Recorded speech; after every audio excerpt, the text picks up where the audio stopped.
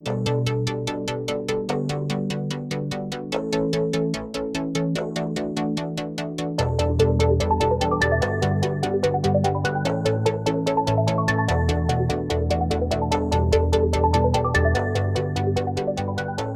everyone.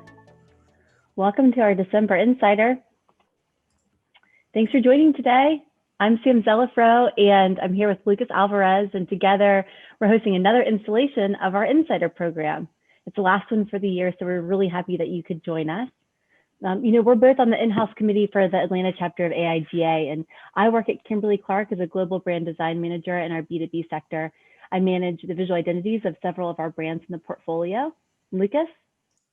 Yeah, I work for GNA. It's a sustainability consultant agency based out of New York. I'm working full-time home, do all the branding and communications for them. So that's my role.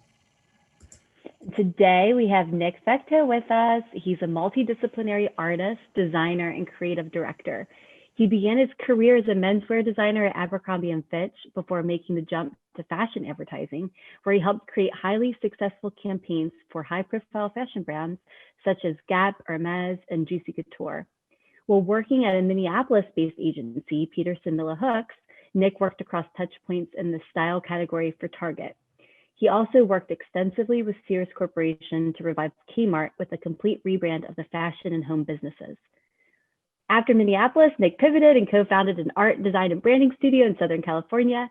And most recently, he's found himself being asked to lead the in-house creative at Atlanta's own billion-dollar furniture retailer, Rooms To Go. I cannot wait to talk to him more about his journey in a moment. But first, as always, we want to take a second to thank our village. Lucas, you want to highlight our team? Sure. Yeah. So, just introduce Sam and I. So we also have Meg and Courtney. They've been super helpful. They help us create the social posts. They also do the interviewing as well, as you've seen. So we're going to be bringing a lot more to you next year as well, which we're really excited about. On that note, too, I should probably mention that we'll be skipping the first month of 2021 to get everything in order. But after that, we'll be moving forward and continuing with our schedule as regularly planned every first Wednesday of every month. Great news. All right, Amy, you got the market minute for us this month. Okie dokie. You guys, it's December. I can't even handle that fact. So market minute for December. I'm Amy Mangan with the Creative Group. And on the first slide, what I pulled was the most requested roles for TCG over the course of November. You guys will be happy to know that graphic design was far and away the most requested new job for us, followed by video editing and production, and then digital marketing manager roles. A lot of those roles for the digital marketing managers tended to slant on the perm side, but we definitely had some on the contract to hire or regular freelance side as well. And then on the right side of your screen, what you're looking at here is basically graphic design roles, specifically in Atlanta, from Career Builder over the last 3 months. So we're able to pull a little bit of a snapshot there. And I think you guys will also be happy to see that there are about twice as many open jobs posted as there are candidates, which is really exciting for people who are on the job market and looking. So if you look at the trend line on that, on the chart at the bottom, I think it's really interesting. You see that it sort of leveled out around July, but now we're starting to see that disparity again of more jobs posted than there are candidates who are updating resumes and putting resumes on the site there. And then the next thing I want to chat about is Adobe put out their State of Creativity report. They do this annually, but this one was a little bit different because it was really specifically survey questions surrounding the pandemic as well as other social change issues as it relates to the creative industry. So this is a really cool report, and we had nothing to do with it. I just thought it was very informational and relevant to what we're seeing in the market with our clients in Atlanta. So if you'd like a copy, definitely you shoot me an email and I can shoot it over to you. It's free from Adobe. But anyway, so overwhelmingly, the respondents were basically saying that they're having a really challenging time responding creatively to what's going on. Many folks were saying they're having an exceptionally hard time planning for upcoming campaigns. I know our clients have been lamenting that, and candidates that we're working with, and we are internally as well. It's really challenging time to try to forecast and plan, and everything has to be sort of last minute to remain relevant based on how things are pivoting so quickly in 2020 or have been.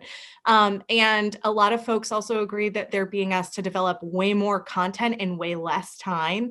And I think this one is sort of timeless.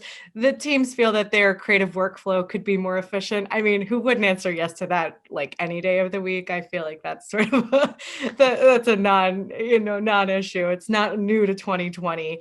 And then also, I think this is something we've absolutely heard at TCG from candidates and clients. Over 3/4 of the respondents said that their clients and company in general are just really risk averse to using cutting edge visuals. And so people in general have become very risk averse through the pandemic and through COVID and everything. So we've seen a little bit of a stalling out of cutting edge design a little bit, or people getting approvals for that. Not that the design itself is not forward thinking. And then also, the next slide is really about how people feel they need to upskill and are being asked and pushed to upskill within their own teams and expand their own creative skill sets as well. Almost 90% said that they're being asked to do more interactive design with UX and UI. A lot of folks also said they're seeing more push for 3D and virtual photography.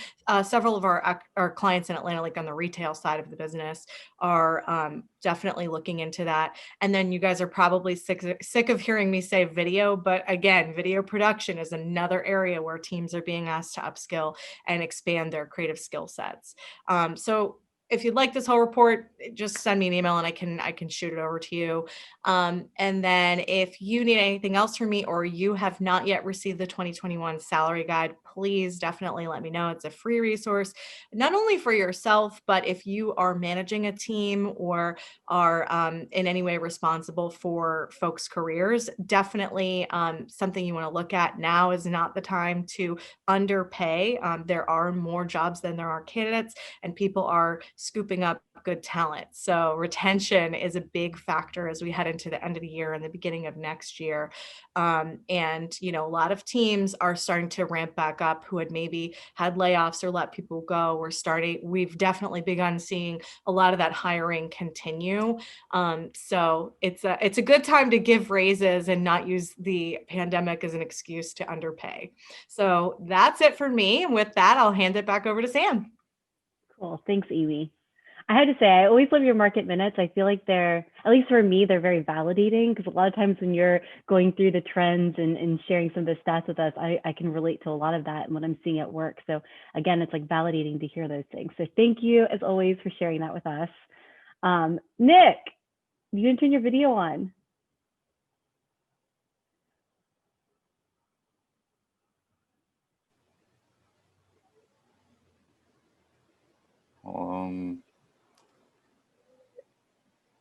Sorry about that. There we go. Yay. Right. It's like a dramatic pause. I was just expecting Lucas to magically do it for me, I guess. So.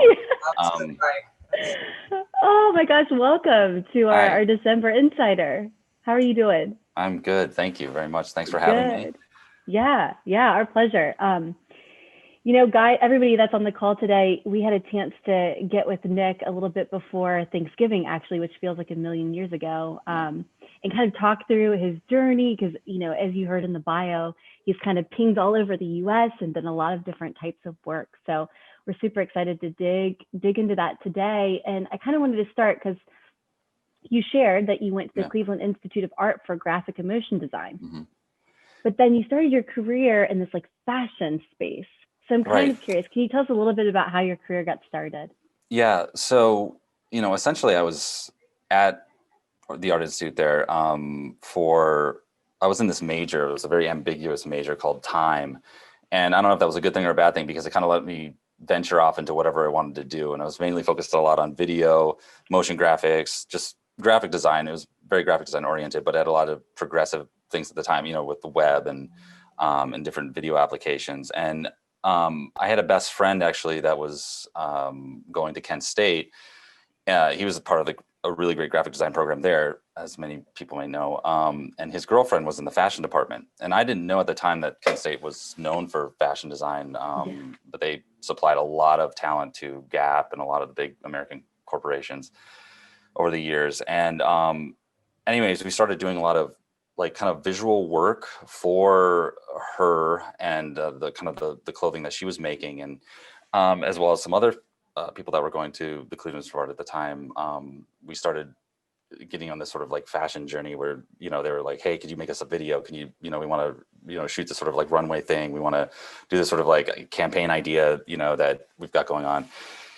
And we're like, oh, this is really awesome. This is fun. And it was interesting. And to me, I was kind of like, well, I mean, I could kind of just do this myself if I could just figure out how to put the clothes together. So I could just start my own brand, or I could just start, and I'd always been into screen printing. We'd always done t-shirts, and we'd always, kind of started, getting somewhere in fashion, at an early stage. But it wasn't until I started taking classes at Kent State where I learned how to sew and put garments together and stuff like that. And then shortly thereafter, I was like, wow, I really can just do this. And I moved to New York and started working in the factories and just kind of learning the business kind of from the inside out. I'm not really sure what I was doing at all, but just kind of going for it. And that kind of led me to kind of creating my own line where I was able to kind of basically put all the pieces together. I could kind of I could create the clothes, create the ad campaign, kind of the visuals, the branding, and put it all together. And that's kind of where I started. And while I was doing that, I was selling stuff here and there in New York City. And I had caught the eye of a recruiter for Abercrombie Fitch. And we had kind of become friends. And he was like, hey, Abercrombie's starting this new line, and we're getting a lot of great people from all over to come work. And it was Ruehl No.925, now defunct. But at the time, it was this new concept that they were working on. Is, hey, would you ever come and work on the on the menswear side? And so I decided, I was like, hey, why not? This sounds like a really great idea, and could be just a way into the industry. Always kind of thinking about sites past school, post college. What was I going to be doing? I'm like, hey, this is kind of an in. Why don't I try it out? And it was great. I think one of the best parts about it, which I had mentioned to you before, was the fact that I worked with so many amazing people. Like Abercrombie Fitch had this amazing ability to bring people from all over the world somehow.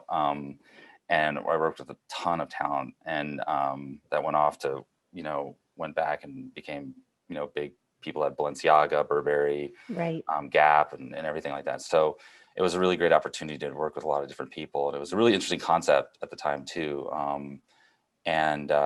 Unfortunately, it never lasted for various reasons. But yeah, that was kind of how I got started into fashion. All right. So you spent some time at Abercrombie & Fitch. You crossed paths with a ton of cool people. Yeah. Kind of, I guess, broadened your net, right? Yeah. And then you went back to New York? Yeah. So I think at the core, ultimately, I love doing menswear design. I thought it was a really great opportunity at Abercrombie & Fitch, and it was something that I could definitely do. I'm as a designer, I do a lot of different things. I work in a lot of different mediums, and I can kind of play roles. And I think the only problem was that it felt like I was playing a role of a fashion designer, and it wasn't really who I was, specifically, and maybe what I wanted to do going forward. So I knew I had to get back to New York City, and I knew I had to somehow perhaps make a transition to the other side. And there an opportunity arose where I was actually about to take a job at Ralph Lauren, and at the last minute, the recruiting, the company I was with was like, hey, well, why don't you go just do an interview at Laird Partners, and just see what you think. And so I did that, and immediately I was like, wow, I think this could be exactly what I want to do. It's kind of like on the other side, and I could, work on, building campaigns, building brands, kind of on the other side of things, But what was really great was that they liked me a lot at Laird Partners initially, just for the fact that I could, to talk to the clients, I could talk to the designers, so whether we're working on Donna Karan or DKNY or Gap, I could talk to the designers in a way that felt very much like I, having come from that side, and then kind of transitioning over to the other side of things, it was easy to take a concept that was rooted in the fashion and the clothing, the product, and make it something more, make it something that was campaignable. So yeah, that's kind of how I got started there, with Laird Partners and fashion advertising is where I kind of started. That's awesome. And so you spent some time there. What would you say, what were like the biggest learnings that you had during that milestone in your career? Probably some of the biggest learnings I had, obviously the attention to detail, the idea of storytelling was a big thing that I had learned at Laird Partners. Not also the ins and outs of just fashion retail, but and the marketing aspect of that. But really storytelling and getting excited about something and trying to extrapolate from the product or from the campaign of from the seasonal offerings, something to talk about and you get really excited about.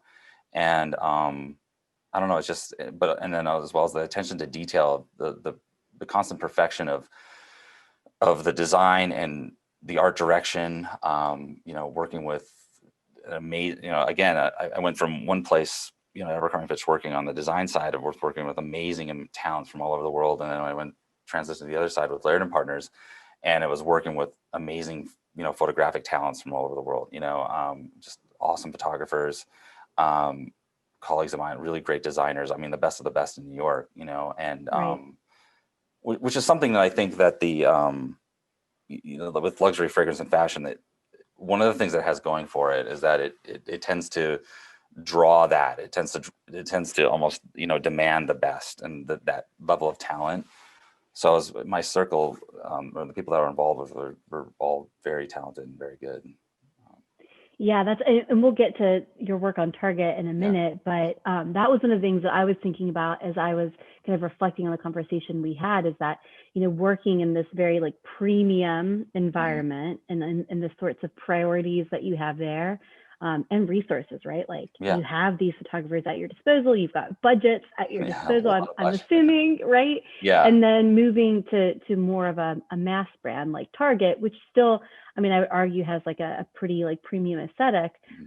Definitely, I would venture to guess that the priorities are a little bit different and the budgets are a little bit different, and how you, push and pull on those levers is different. So I'm kind of curious, if you started your career over in this very premium sector, what you learned from that and how you were able to take that throughout your career as you're designing for all these other, categories and segments and things like that.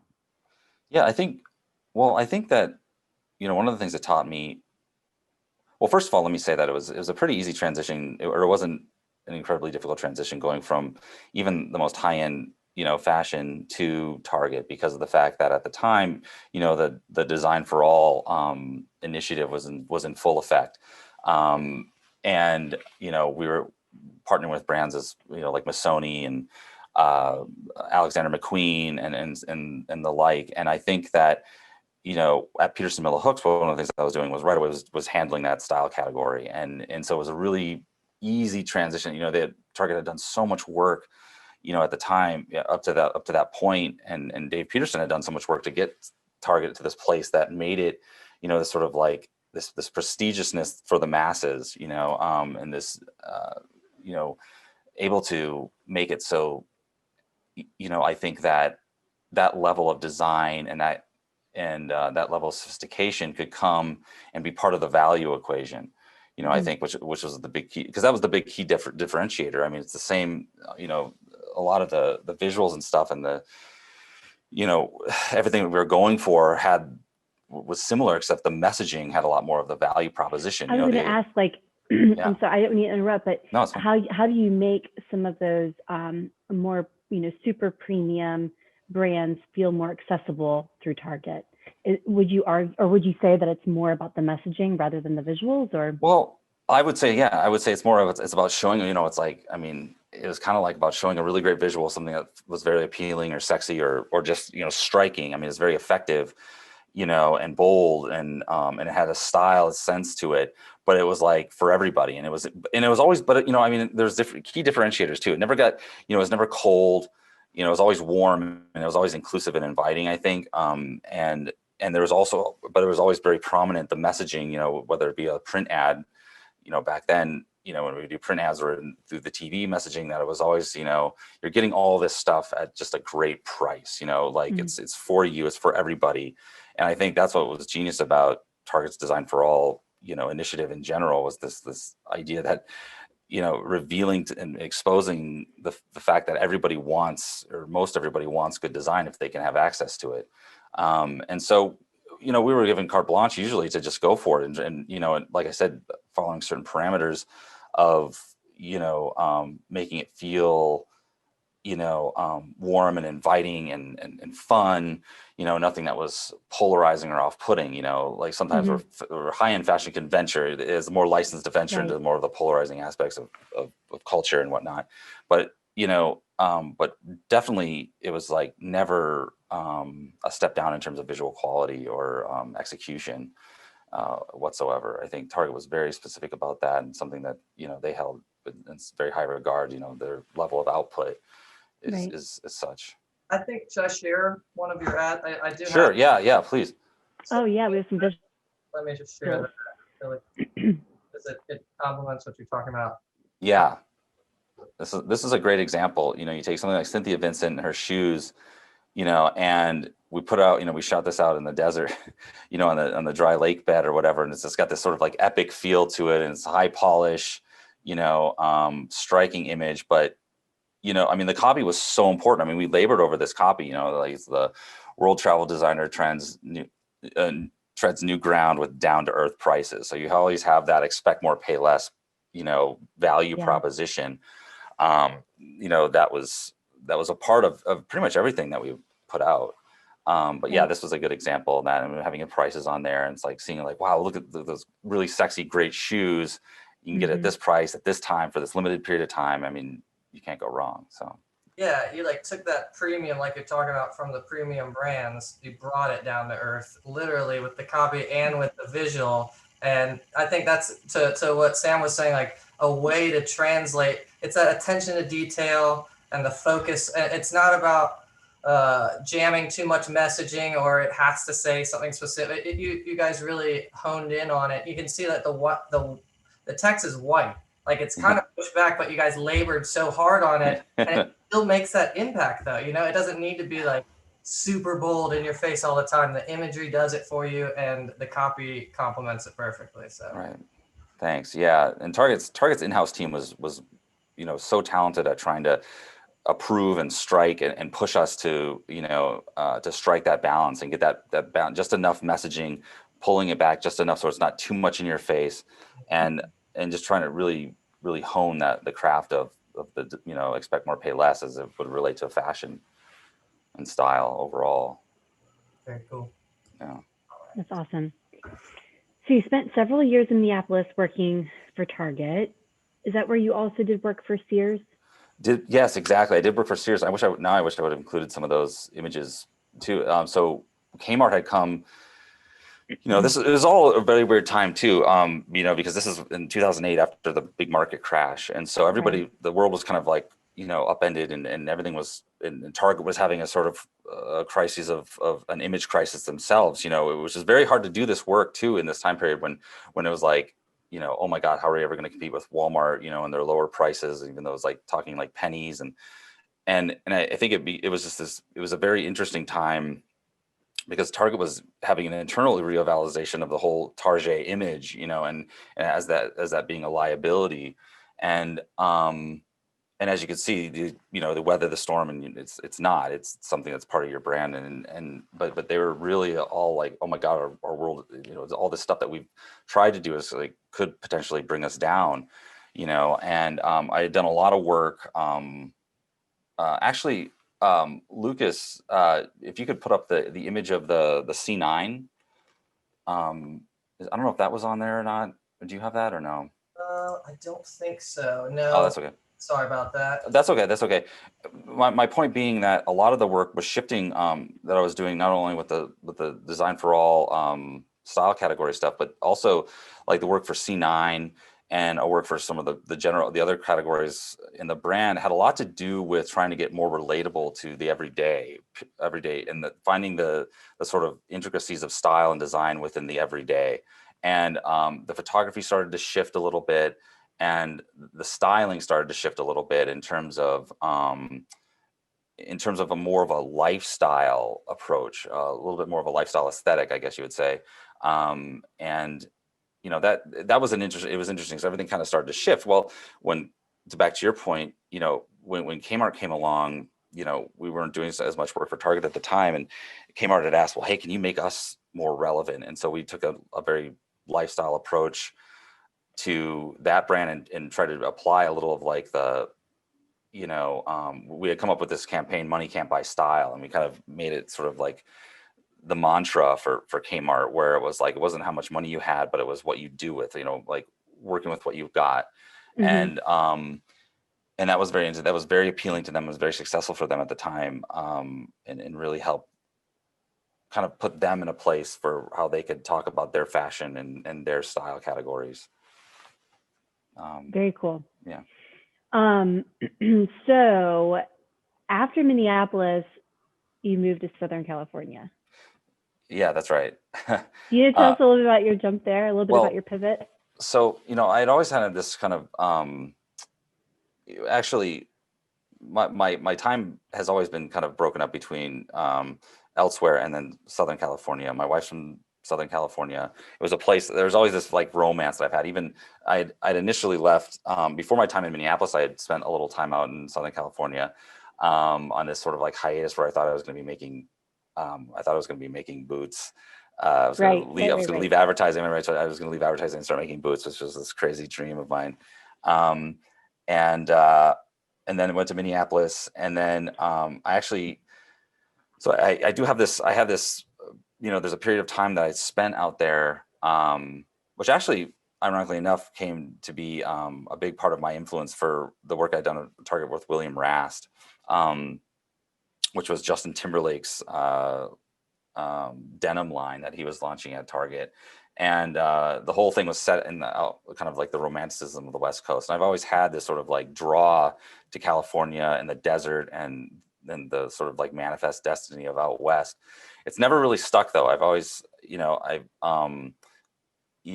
always tried to do something out there, and something's always brought me back to the other side of the coast, most recently now to the South. But when I was out there, I had done more solitary work, whether it be through freelance or starting my own sort of like art and design studio for a little while, where I was working on a lot of different projects, personal projects, and trying to figure out what I was kind of going for, So what my next step was, kind of waiting, I guess, in a sense of what's my next opportunity, and what's next for me, I think, which has kind of been a theme of mine. Like I'll kind of react to something, in one place, whether it be New York or Minneapolis or California, and then something will come calling from another place. It kind of seems to be how it's always been for me. It's, whether it be starting in the Midwest and going to one coast, going to another coast. Yeah. What do you think that is? Is that just like different opportunities, looking for something new, a new challenge? I'm usually at a stage where I'm kind of in some sort of transition period where I'm kind of laying low. I'm working on something, maybe that some sort of idea or project or endeavor that I wanted to pursue, and then somebody will come back through a connection or through something they've seen my work before, or through the grapevine, and be like, hey, would you ever like to come move here and try this? And I've always been able to take that as like, wow, okay, this is a time to do a new, a brand new start, and have a new start, something fresh, and a new sort of facet or angle to the marketing or to the advertising, from where I've come from before. It's like, it's just either one step, one way or another. And I always take something from one and bring it to the other. You know what I mean? And I find that's always kept me fresh wherever I go, is because I've always, and being able to bounce around in a lot of different places and do a lot of different things, is you're able to take so many different things and take them with you, and bring that to the table, a new spot. Yeah. And we did talk a little bit before about not only like kind of the moving around for these different opportunities, but this kind of oscillation between kind of individual work, like having these kind of passion projects versus working on a team with others. Can you talk a little bit about the, the pros and cons of both? I can, because it's something I know very well, because it's something where I've always wanted to say, like, I'm just gonna, like, go work on something by myself, whether it be a painting or, an art piece or a design piece or whatever it is. And that's fine for a while, but I think I've always had my greatest success, and I think maybe the greatest pleasure is in working with other people, and kind of the idea of collaboration, and seeing what comes of that kind of collaboration, and seeing the outcome of a group of people, a team working together. And I think a lot of it comes from just the time that I've spent on set with making commercials. Anybody that's or just a photo shoot in general, anything where it takes a lot of different people to produce something, and when you work with that many people, and you see the outcome of that, you're like, how could I ever do this by myself? How can I ever just settle for just being in a vacuum by myself, trying to create something just as good, when I've seen what happens when I work with other people, and other talents and other sort of people with different disciplines, and are able to create this.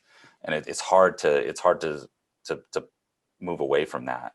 And I always come back. It always comes back to the team. It always comes back to, like, I'll work for a while, for my head down by myself, and I always be like, well, no, I got to have a team. I want to work with other people and make something happen.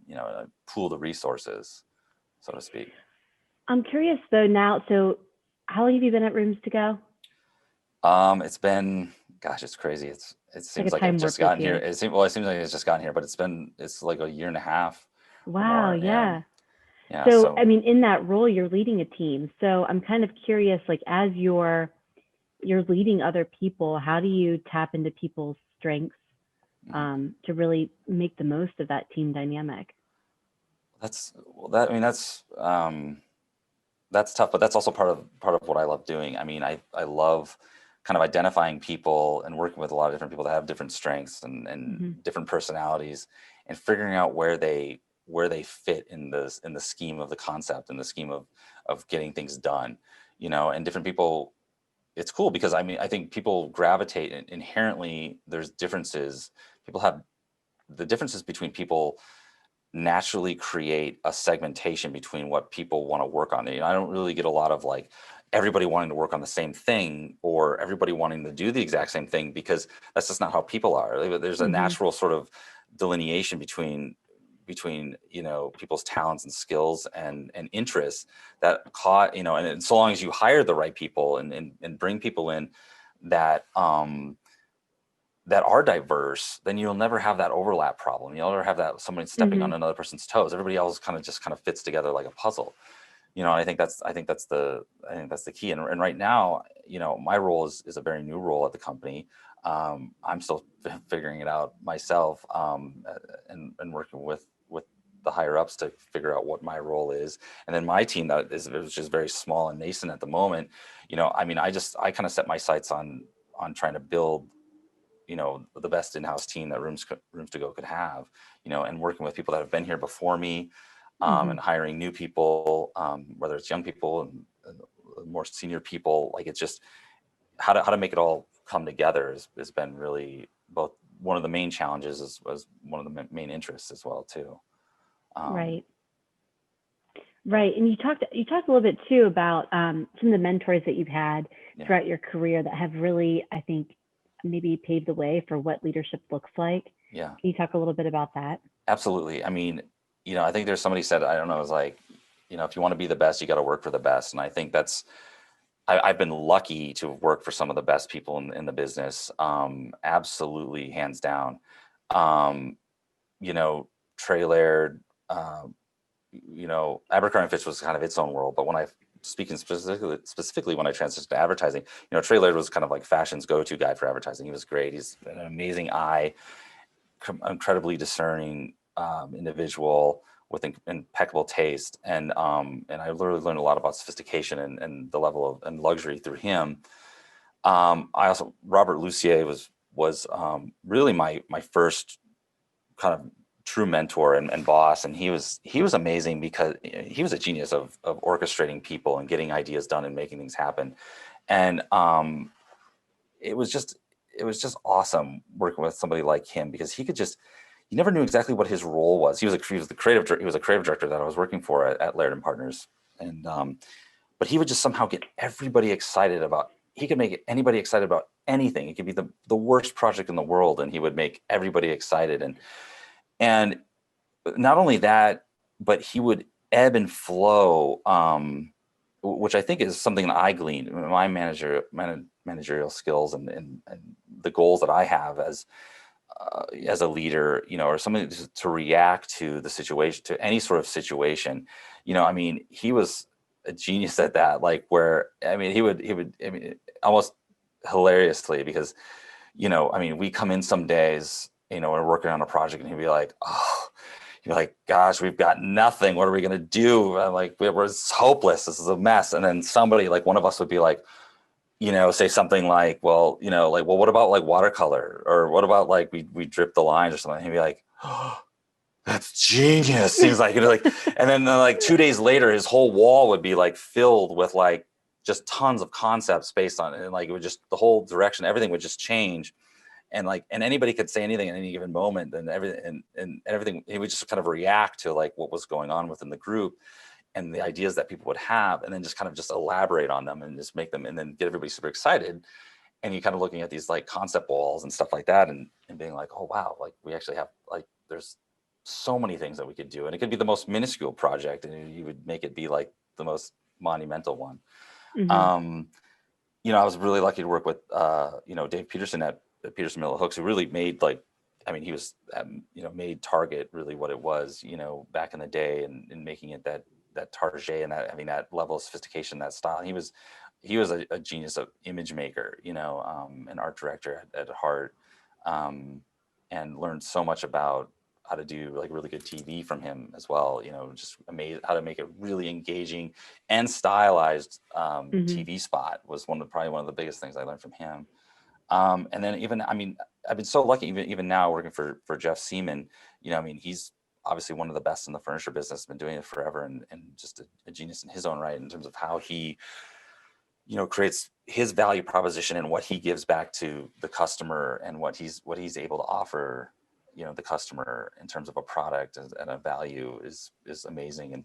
And how his mind works, and how he delivering messages to people, and getting across what he's got, to give.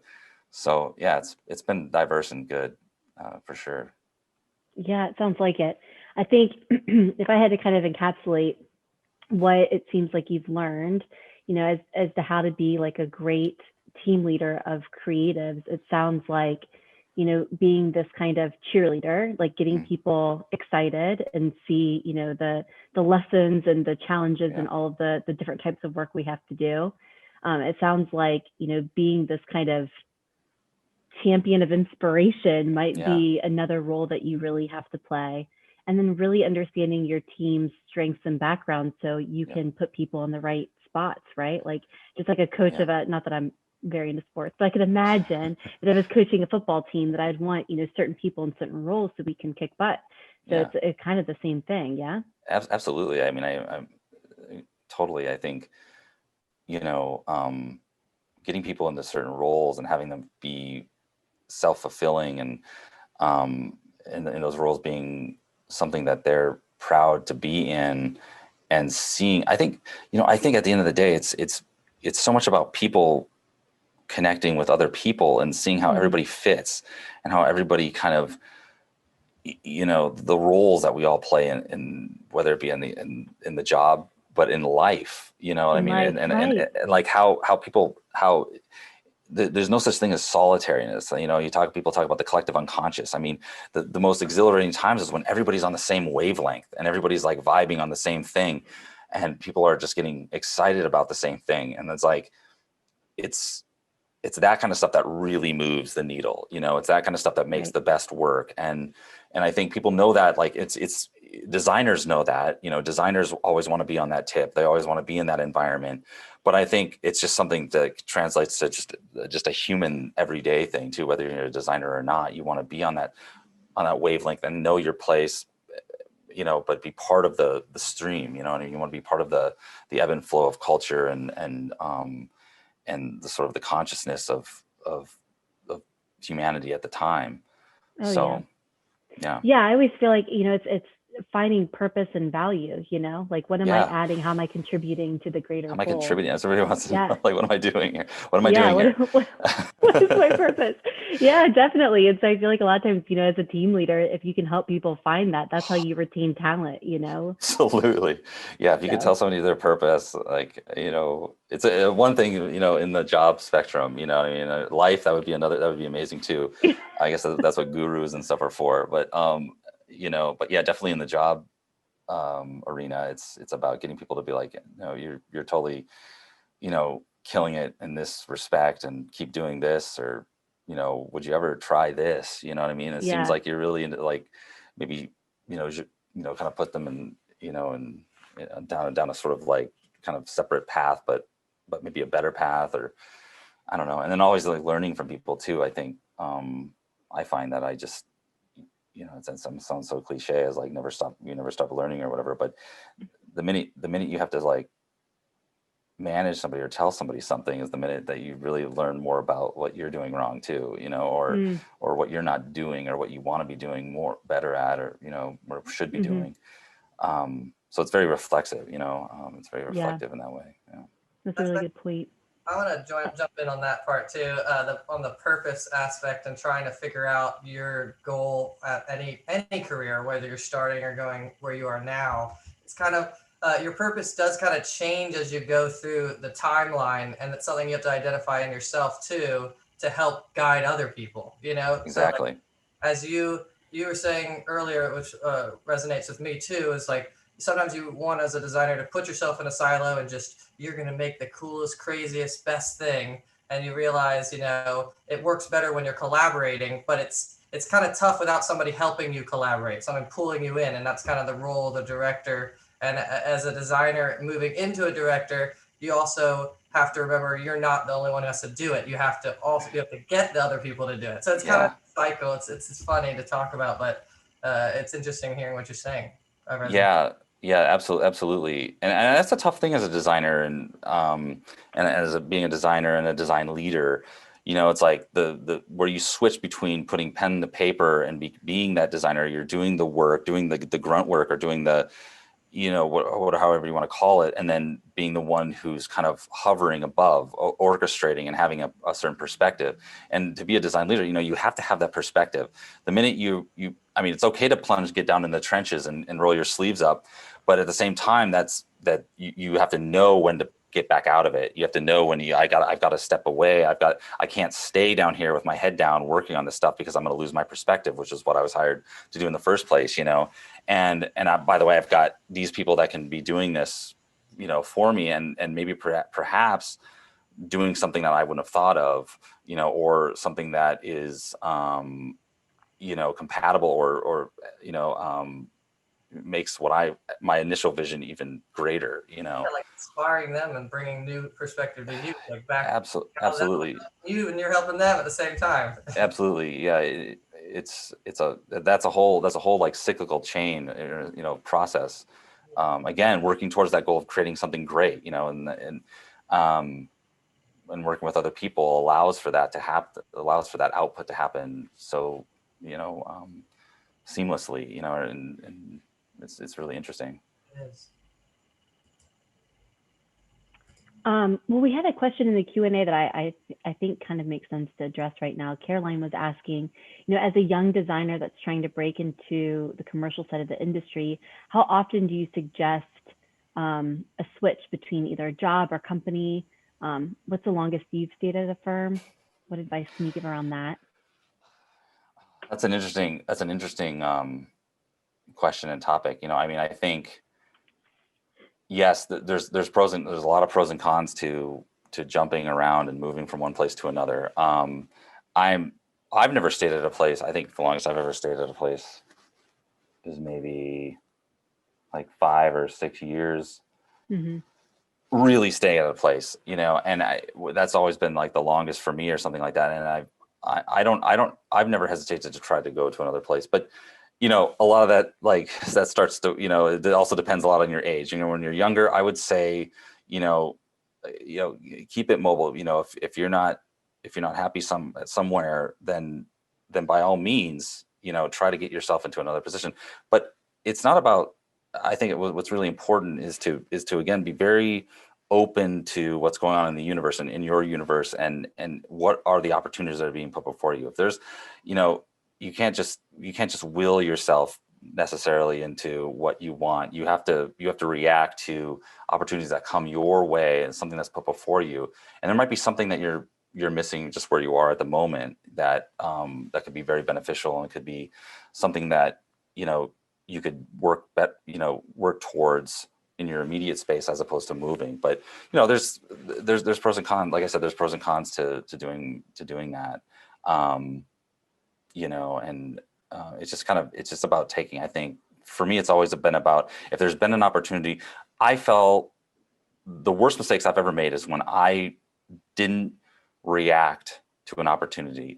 When I tried to say, no, this is what I'm doing, this is the way it is, watch me do it.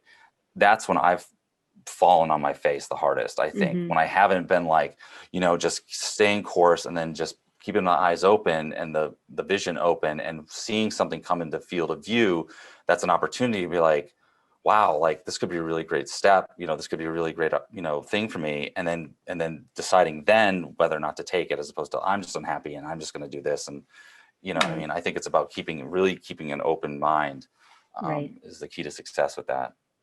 Yeah, I always, when I've mentored designers in the past, I've always said, like, keeping open doors, like you want all the doors and windows open, Absolutely. So if something changes, you have options. And then I've also always said that you don't want to run away from anything, you want to run to something. Absolutely. So that's again, that's a great way to say it right there. Yeah. You don't want to run away, you want to run to something. Yeah. Right.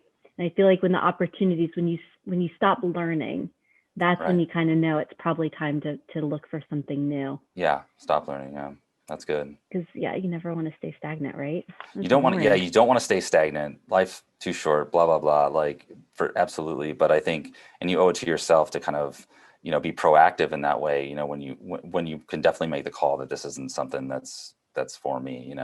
I gotta move on. Yeah, for sure. Yeah. Awesome. Well, I mean, we've got about 10 minutes left. No problem, Caroline. I just want to spend a little bit more time talking about Rooms to Go. I think a lot of times we have local leadership like you that join these meetings every month. And I think the folks that attend like to hear a little bit more about, what the companies and folks are doing locally. So what attracted you to Rooms to Go to begin with? Well, actually, there wasn't anything that really attracted me to Rooms to Go. It was more, again, an opportunity. If someone's like, hey, there's this furniture company that you probably have never heard of, because I'm not from the South.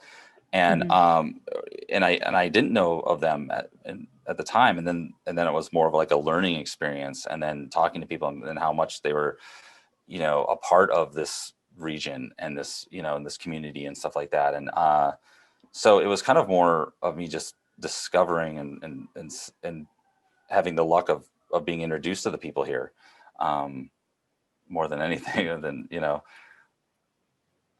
It's felt right. Yeah, it's felt right. That's awesome. Yeah. What since you've been here for about a year and a half, I think, what are some of the triumphs and what have been some of the challenges? Well, definitely, I think, like I had touched upon, just kind of carving out what my role is. I don't think they've really had, Rooms to Go hasn't had a creative director outside of Mr. Jeff Seaman himself, being the man, the creative director himself. There hasn't really been a role like mine, and a centralized figure to kind of bring together the different channels, the different marketing channels, whether it be through broadcast television, print, and digital. And I think it's probably my biggest challenge is to figure out how to work with the different things that have traditionally been in sort of siloed spaces, and kind of figure out how to take one idea and bring it to another person, and not only ideas, but inspiration and kind of a driving force of just doing things better.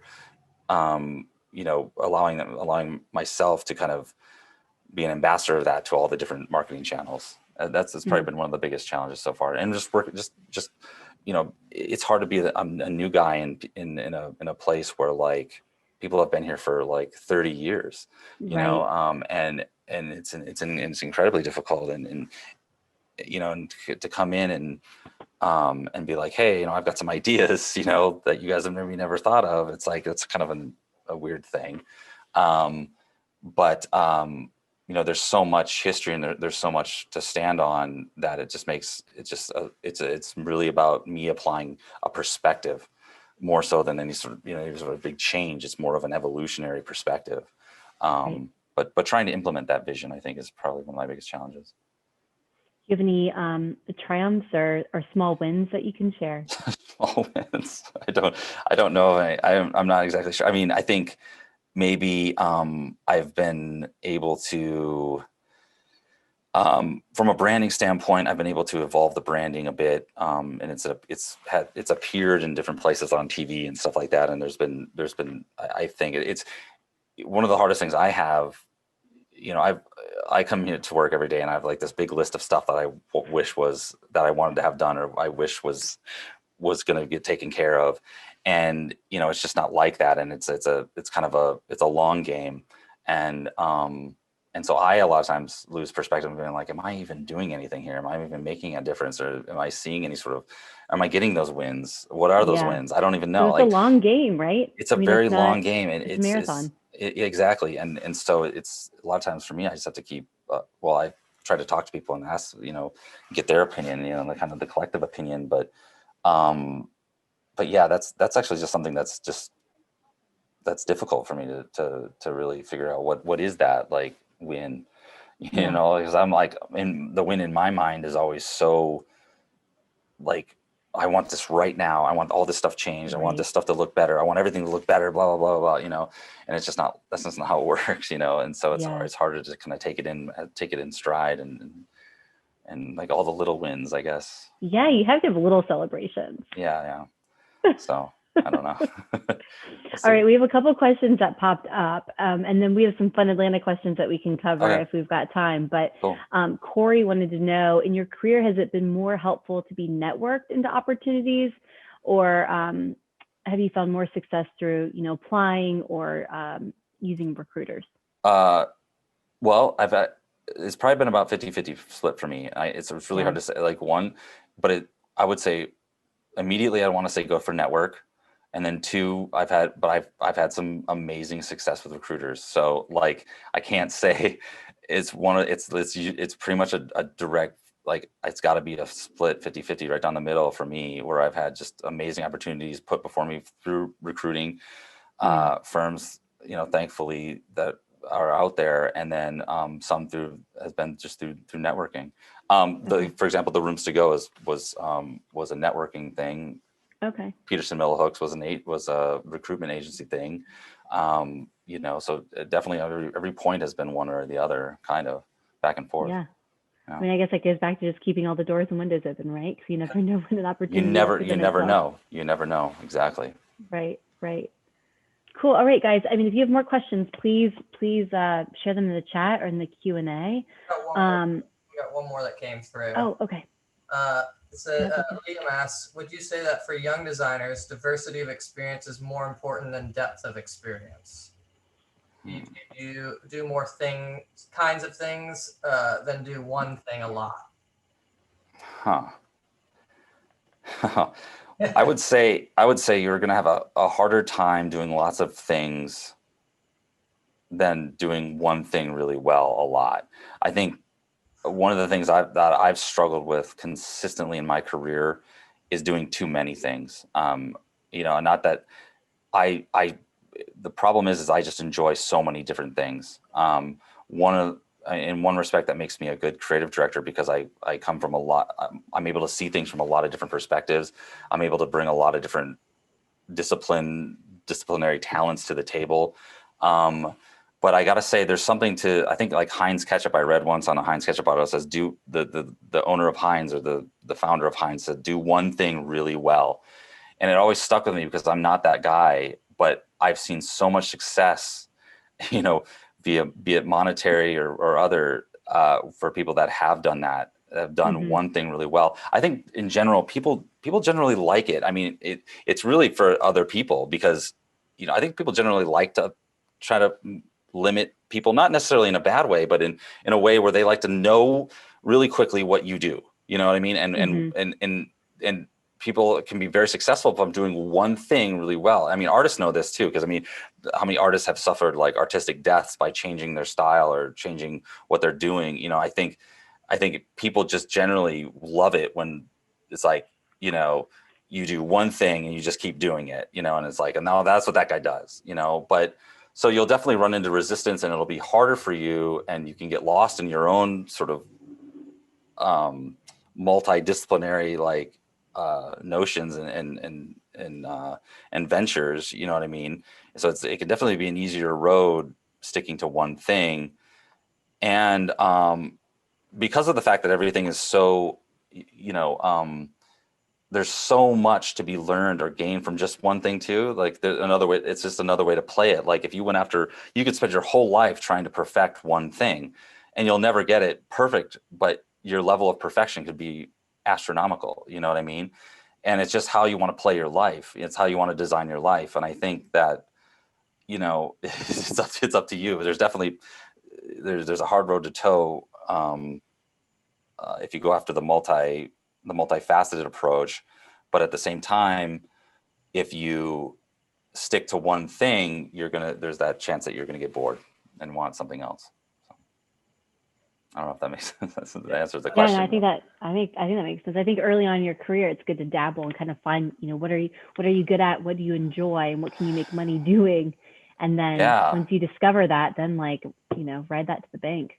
Absolutely. Yeah, absolutely. Ride that to the bank. I think that'd be a good, yeah, depending on where you are at in your career.